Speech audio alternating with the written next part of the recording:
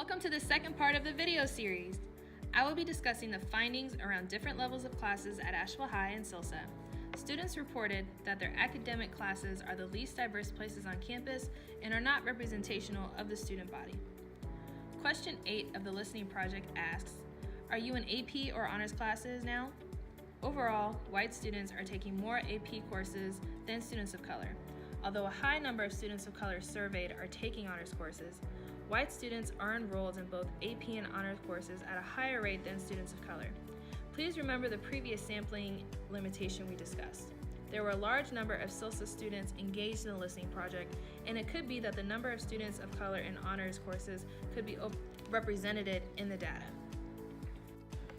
Question 8A is where we start to see student and faculty relationships impacting student achievement in the classroom. In the previous video, we mentioned that 90% of students feel that there is at least one teacher or faculty member they can confide in. When students were asked why they chose to take AP and honors classes, 64% of students of color said encouragement from a teacher or counselor was a key factor in their decision to take AP and honors courses. White students seem to be more encouraged from a variety of sources, such as meeting expectations from family and friends, self-motivation, encouragement from faculty, and for college prep.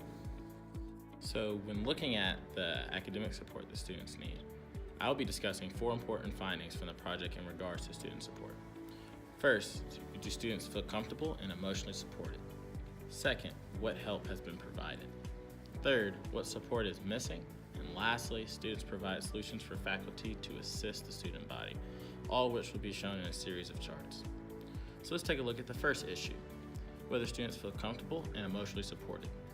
We can see that students of color feel more support from faculty and teachers, specifically from AVID faculty. Counselors and sports coaches are also represented in this 50%. However, 52% of white students reported more peer-to-peer support than others. When discussing what is the greatest need for struggling students of all demographics identify teacher encouragement as critical towards student success. However, students of color felt less motivation from teachers than their white counterparts due to lack of encouragement and support.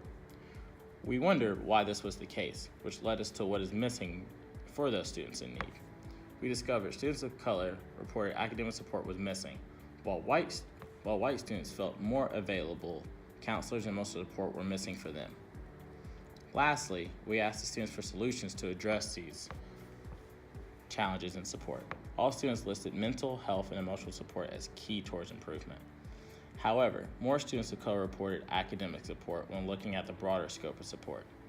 There was a glaring disparity as to what must be added. Students of color need teacher encouragement to overcome barriers.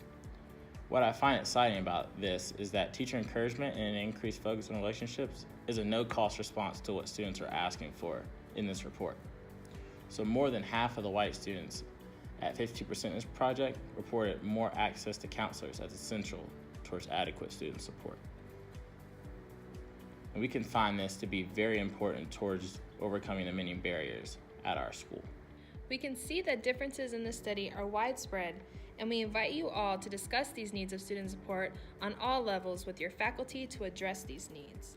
Stay glued for the last video in this series directed towards emotional support and talking about race.